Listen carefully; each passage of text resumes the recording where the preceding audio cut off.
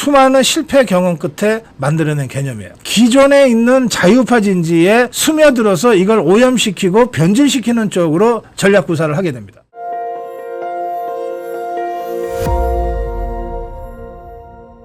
네, 제가 책을 쭉 그 도입부터 머릿말부터 제가 아주 열심히 책을 읽었습니다만은 동물의 세계로 비유한 거 외에 또 여러 군데에서 진지전을 강조를 하셨습니다. 예. 진지전, 종북 좌파들의 진지전을 상당히 네. 강조를 하셨는데 네. 예, 우리 시청자 여러분을 위해서 진지전을 강조하신 분명히 이유가 있을 것입니다. 네. 지금 이 대한민국 사회에서 진지전의 의미, 어떤 그 진지전을 우리가 정확히 어떻게 이해를 해야 되는지 네. 그것도 말씀해 주시기 바랍니다.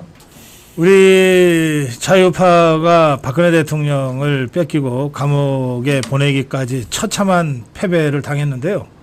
그거는 저 종북주사파들의 전략인 진지전을 제대로 이해하지 못한 때문이라고 저는 생각하는 겁니다. 저 진지전은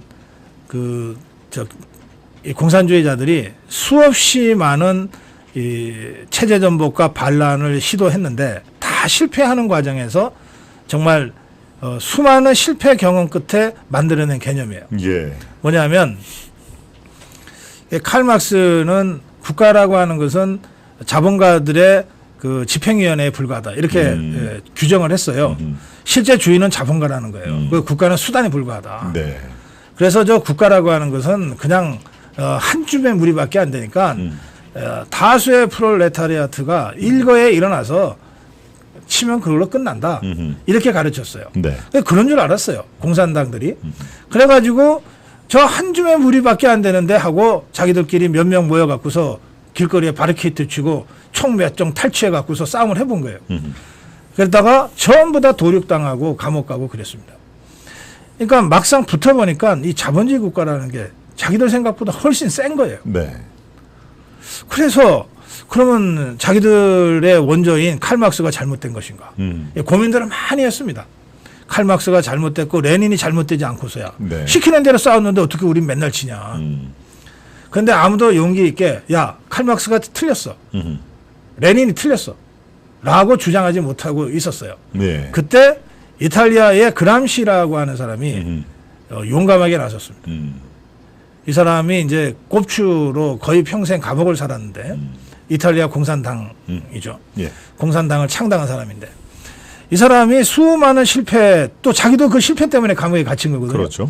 실패를 쭉 돌아보면서 이런 식으로 계속해서는 앞으로 100번을 더해도 계속 질 수밖에 없다. 자본주의 국가가 생각보다 강하다. 자본주의 국가가 강한 이유가 뭐냐? 저게 그냥 군대와 경찰 때문이냐? 그게 아닌 것 같다. 예. 이 자본주의 국가를 지탱하고 있는 시민사회에 든든한 진지들이 있다. 자유파 진지들이 있다. 교회가 그렇고 학교가 그렇고 이런 거죠. 그래서 그러면 저 단단한 자본주의 국가를 부수고 전복해서 공산주의로 가려면 우리도 진지를 구축해야 되겠다. 우리도 진지를 구축해서 저 자본주의 사회의 그 헤게모니를 행사하는 문화적인 진지, 사회적인 진지, 이념적인 진지들에 대항하는 좌파 진지를 구축해야 되겠다. 예. 그런데 좌파 진지를 구축하는 것은 기존의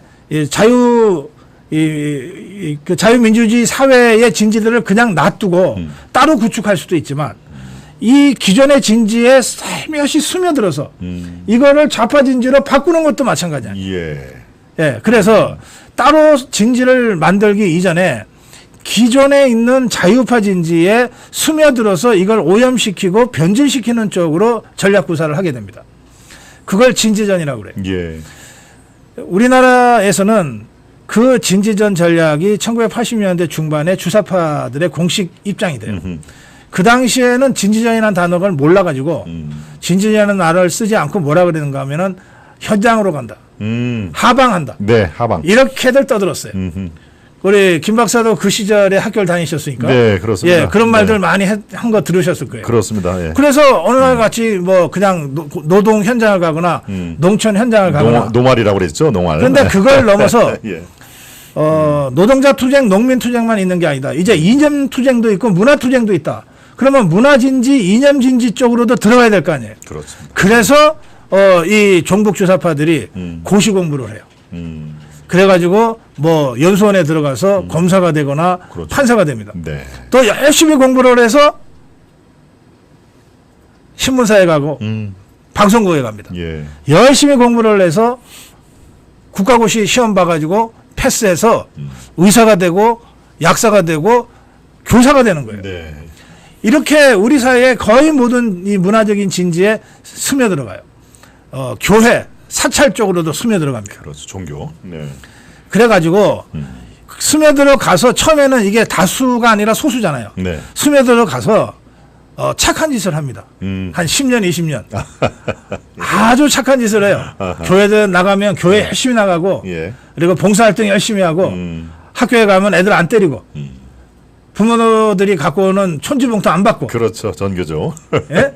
예. 그리고 뭐 마치 무슨 정의로운 모든 것처럼 그래서 뭐 민병 같은 거 만들고 예? 참여연대 같은 거 만들고 이걸 수십 년을 하는 거예요.